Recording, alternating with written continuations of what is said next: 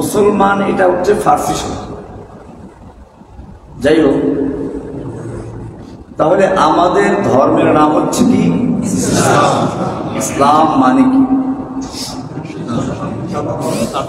আনুগত্যের উদ্দেশ্যে তার সামনে আত্মসমর্পণ। সালাম অর্থ শান্তি। সালাম অর্থ কি? আমরা একজন আরেকজনের সঙ্গে দেখা হলে কি বলি? আসসালামু আলাইকুম ওয়া রাহমাতুল্লাহি ওয়া বারাকাতুহু।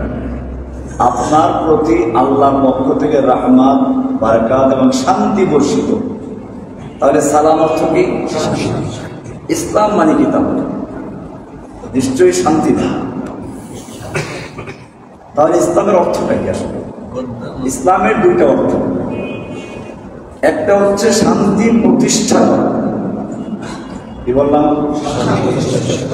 আর একটা হচ্ছে আত্মসমর্পণ করা। আর দুইটাকে মিলালে এরকম হয়, একজন মানুষের ব্যক্তি জীবনে, পারিবারিক জীবনে, সামাজিক জীবনে, রাষ্ট্রীয় জীবনে, আন্তর্জাতিক জীবনে সকল ক্ষেত্রে এক আল্লাহর হুকুমের কাছে আত্মসমর্পণ করে শান্তি প্রতিষ্ঠা করা। তাহলে পূর্ণ অর্থটা এভাবে আসলো, আত্মসমর্পণ করাও থাকলো, শান্তি প্রতিষ্ঠা করাও হলো। কিভাবে? এক আল্লাহর হুকুমের কাছে আত্মসমর্পণ করার মাধ্যমে পৃথিবীতে শান্তি প্রতিষ্ঠা করা, সেটা ব্যক্তি জীবনে, পারিবারিক জীবনে, সামাজিক জীবনে, রাষ্ট্রীয় জীবনে, আন্তর্জাতিক জীবনে, ব্যাংকে, আদালতে, সংসদে, সব জায়গায় একজনের হুকুম পালন করা। তিনি কে? একমাত্র একজন। এটার নাম হচ্ছে তাওহীদ। এটার নাম কি? এটাই ইসলামের মূল ভিত্তি। এটাই ইসলামের মূল ভিত্তি। এটাই সত্য এবং মিথ্যার মধ্যে পার্থক্য করে দেয়। এটাই আপনাকে সত্যিকারের মুমিন বানায়। এ কারণেই একজন লোকের আযান শুদ্ধ হবে না যতক্ষণ পর্যন্ত দুইটা সাক্ষী না দেয়। কয়টা সাক্ষী? আশহাদু আল্লা ইলাহা ইল্লাল্লাহ, আশহাদু আন্না মুহাম্মাদার রাসূলুল্লাহ। কয় সাক্ষী হলো? এই দুই সাক্ষী না দিলে আযান হবে। এই দুই সাক্ষী না দিলে ইকামত হবে না। এই দুই সাক্ষী না দিলে ইমাম সাহেবের খুতবা হবে না। এই দুই সাক্ষী না দিলে কারো ইসলামে প্রবেশ করাও হবে না। কয় সাক্ষী হলো? আশহাদু আল্লা ইলাহা ইল্লাল্লাহ ওয়া আশহাদু আন্না মুহাম্মাদার রাসূলুল্লাহ। এখন এটার অর্থটা কি? আল্লাহর নবী মুহাম্মদ সাল্লাল্লাহু আলাইহি ওয়াসাল্লাম যখন নবুয়ত প্রাপ্ত হলেন 3 বছর পর্যন্ত গোপনে দাওয়াত দিলেন। কয় বছর? 3 বছর। এরপরে আল্লাহর নির্দেশ হলো, ফাসদা বিমা তু'মার, হে নবী, আপনার প্রতি আল্লাহর পক্ষ থেকে যা আদেশ হয়েছে তা প্রকাশ্যে বলুন, গোপনে নয়। এবারে আল্লাহর নবী সাল্লাল্লাহু আলাইহি ওয়াসাল্লাম প্রকাশ্যে দাওয়াত দেওয়ার জন্য একটা কৌশল অবলম্বন করেন। আরব দেশের নিয়ম ছিল, যে কোনো যুদ্ধ বিগ্রহ শুরু হতো সকালবেলা। দুশমনরা ভোর রাতে এসে অবস্থান নিত, সকালবেলা ঘুমের থেকে উঠলে পরে হামলা করত। ঘুমান্ত লোকের উপরে হামলা করা আরবরা কাপুরুষতা মনে করত। এই কারণে তারা রাতের বেলায় হামলা করত না। আর অপরদিকে প্রত্যেকটা গোত্রের লোকেরা সকাল বেলা গিয়ে পাহাড়ে উঠতে দেখতো কোনো আক্রমণ আসতেছে কিনা। যদি কেউ দেখতো কোনো সেনা দল তাদের শহরে আক্রমণ করবে এমন ভাব দেখা যাচ্ছে, সঙ্গে সঙ্গে সে কাপড়টা খুলে মাথার উপরে ঘুরাতো, বলতো ইয়া সাবাহা ইয়া সাবাহা, সকালের বিপদ, সকালের বিপদ। এটা বললেই বুঝতো বড় ধরনের আক্রমণ আসতেছে, সবাই যুদ্ধের প্রস্তুতি নিয়ে তৈরি হয়ে যেত। আল্লাহর নবী সাল্লাল্লাহু আলাইহি ওয়াসাল্লাম আল্লাহর আদেশ পাওয়ার পরে তিনি গিয়ে সাফা পাহাড়ে উঠলেন সকালবেলা। হাজী সাহেবরা জানেন সাফা মারওয়া পাহাড়, এখন তার পাহাড় নেই, পাহাড়ে কিছু নমুনা রাখা আছে। সাফা পাহাড়ে উঠে ঘোষণা করলেন, ইয়া সাবাহা, সকালে বিপদ, ইয়া বনু কুরাইশ, ইয়া বনু ফেহের, এক এক গোত্রের নাম ধরে ডাকতে শুরু করলেন। লোকেরা দেখলো এমনিতে সকালবেলার আওয়াজ। এরপরে আওয়াজটা এমন কোন লোকের নয় যে প্রতারণা করে, মিথ্যা বলে। এই আওয়াজ হচ্ছে এমন এক ব্যক্তি যে সারা জীবন সত্য কথা বলেছে, যাকে আরবরা আল আমিন হিসেবে জানে। সুতরাং সকলেই হাজির হয়ে গেল। এমনকি যে ব্যক্তি নিজে হাজির হতে পারে নাই, সে অন্য একজনকে ভাড়া দিয়ে পাঠায়, গিয়ে শোনো কি বলে। আবু জাহেল, আবুল আবুদ, সাইবা, মক্কার সব নেতারা হাজির হয়ে গেল।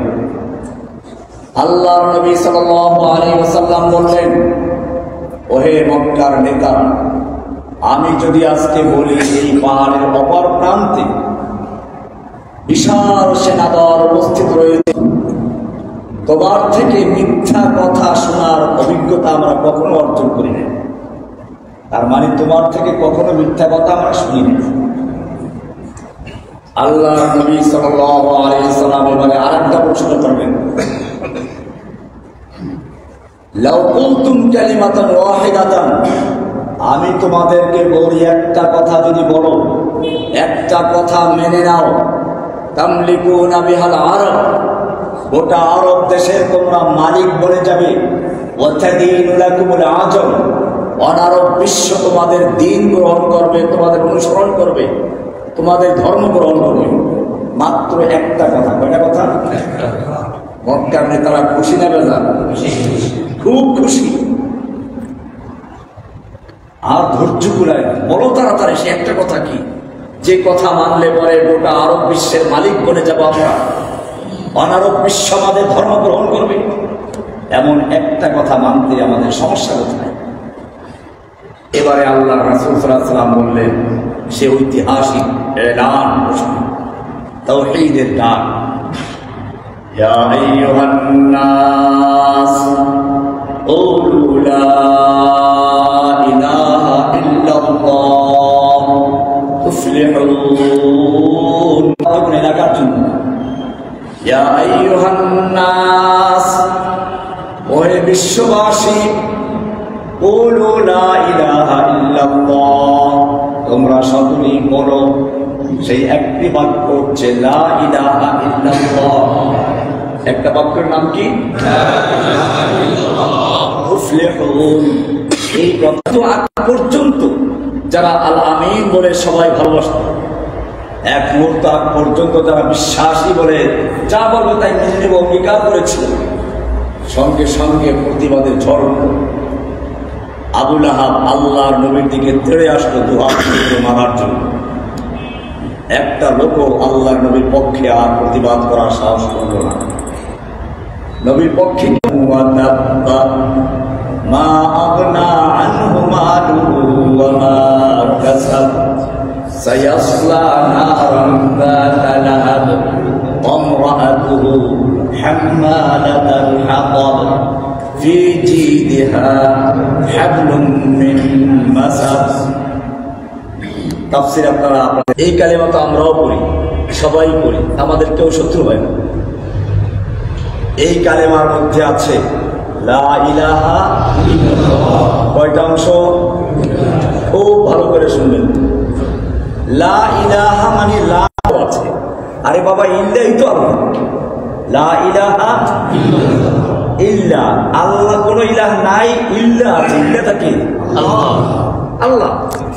আপনি আবার আর একটা ইল্লা বলেন। এখানে কি আছে? লা ইলাহাটা আমি উদাহরণ দেই। আপনার রোপণ করতে আগে ক্ষেতটা পরিষ্কার পরিচ্ছন্ন করতে হয়, এবার নতুন চারা লাগাতে হয়। লা ইলাহা হচ্ছে প্রথমে মনের থেকে যত গায়রুল্লাহ, আল্লাহ ছাড়া যা কিছু আছে সব কিছু ধুয়ে মুছে পরিষ্কার করে সম্পূর্ণ খালি করতে হয়। এরপরে নতুন রং করলেন ইল্লাল্লাহ, আল্লাহকে বসিয়ে দিলেন। তার মানে হচ্ছে আমার অন্তরে, আমার বিশ্বাসে, আমার কলবে আল্লাহ ছাড়া আর কারো স্থান নেই। আমার আনুগত্য, আমার উপাসনা, আমার পূজা, আমার সবকিছুর প্রাপ্য একজন, কার? তিনি আল্লাহ। এছাড়া আমার এই মাথা কারো সামনে নত হবে না। আমি ব্যক্তি জীবনে, পারিবারিক জীবনে, সামাজিক জীবনে, রাষ্ট্রীয় জীবনে যার হুকুম মানব তিনি হচ্ছেন কে? আল্লাহ। এছাড়া আর কোন ইলাহ নেই। এটার নাম লা ইলাহা ইল্লাল্লাহ। দুইটা অংশ পরিষ্কার হয়ে গেল। প্রথমটা না, পরেরটা হা। লা ইলাহা, কোন ইলাহ নাই। ইল্লাহ, হ্যাঁ আছেন আল্লাহ। কে আছেন? আল্লাহ। এইটার নাম তাওহীদ। এটার নাম কি? অর্থাৎ আমার জীবনে যা কিছু সব করবো একজনের নির্দেশে, তিনি কে? আল্লাহ। আমি ইবাদত করবো কার জন্য? আমি আমার স্ত্রীকে ভালোবাসবো কার জন্য? সন্তানকে ভালোবাসবো কার জন্য? আমার জীবন কার জন্য? মরণ কার জন্য? কুল ইন্না সালাতি ওয়া নুসুকি ওয়া মাহইয়ায়া ওয়া মামাতি লিল্লাহি রাব্বিল আলামিন। হে মুসলিম, তুমি বলো আমার জীবন, আমার মরণ, আমার সালাত, আমার কুরবানি, আমার ত্যাগ সবকিছু একজনের জন্য। তিনি কে? আল্লাহ সুবহানাহু ওয়া তাআলা। হুয়াল আউয়াল ওয়াল আখির ওয়াল যাহির ওয়াল বাতিন। তিনি আউয়াল, তিনি শেষ, তিনি প্রকাশ্য, তিনি গোপন, আমার সবকিছু তিনি, একমাত্র কে? আল্লাহ। এটা যদি আপনার ঠিক থাকে আপনি মুমিন। ঠিক নাই, আপনি যত নামাজ পড়েন, রোজা রাখেন, হজ করেন, যাকাত দেন, তাসবিহ তাহলিল যত করেন, সব জিরো, কোনো মূল্য নাই।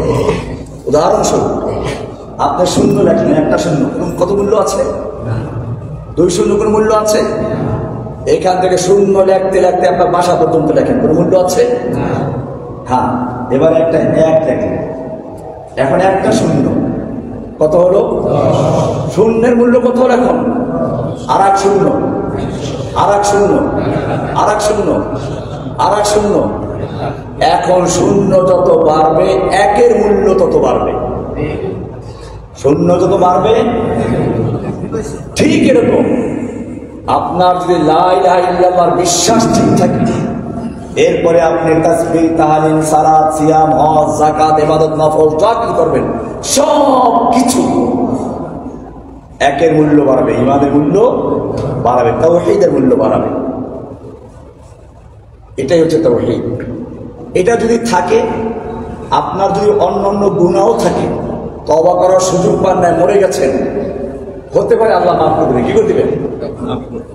কোরআনে স্পষ্ট আছে, ইন্নাল্লাহা লা ইয়াগফিরু আন ইউশরাকা বিহি ওয়া ইয়াগফিরু মা দুনা যালিকা লিমান ইয়াশা।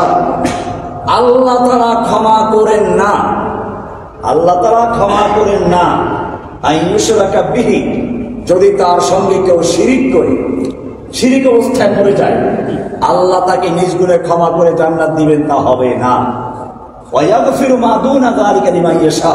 এছাড়া শিরিক যদি না থাকে, তাওহীদ থাকে, এরপরে যত গুনাহ থাকুক আল্লাহ তাআলা যার বেলায় চাবেন, তাকে ইচ্ছা করলে ক্ষমা করে দিতেও ওয়া ইয়াগফিরু মা দুনা যালিকা লিমান ইয়াশা।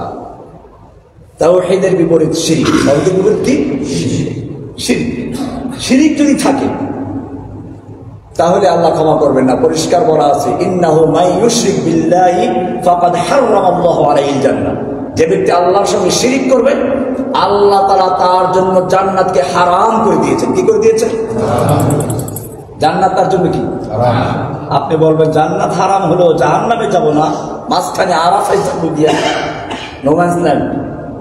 আল্লাহ বলছে না না, ওয়াহুন নার, তার ঠিকানা জাহান্নাম। তার ঠিকানা কি? আপনি এখনো মনে মনে ভাবতেছেন জাহান্নামে গেলেও সমস্যা নেই, আমাকে পিসামদু তরাইয়ে নিয়ে আসবেন, পার করে নিয়ে আসবেন, কথা আছে না? না না, তাও হবে না। ওয়ামা লিয-যালিমিনা মিন আনসার। এই জালিম অর্থাৎ শিরিক করে যারা, তাদেরকে বলা হয় জালিম। কোরআনে আরেকটা সূরা লোকমানে আরেকটা আছে, ইন্নাশ শিরকা লাযুলমুন আযীম। জালিম বিভিন্ন রকমের, সবচেয়ে বড় জালিম হচ্ছে যে আল্লাহর সঙ্গে শিরিক করে। সবচেয়ে বড় জালিম কি? আল্লাহ বলেন যে এই যে জালিম, আল্লাহর সঙ্গে শিরিককারী যারা, এদের কোনো ক্ষমা নাই। তাহলে আমরা প্রথম সবক পেলাম লা ইলাহা ইল্লাল্লাহ, এটা ক্লিয়ার। এরপরে আল্লাহর হুকুম মানবো, ঠিক আছে, নিজের মন মতো না আল্লাহর ইচ্ছা মতো?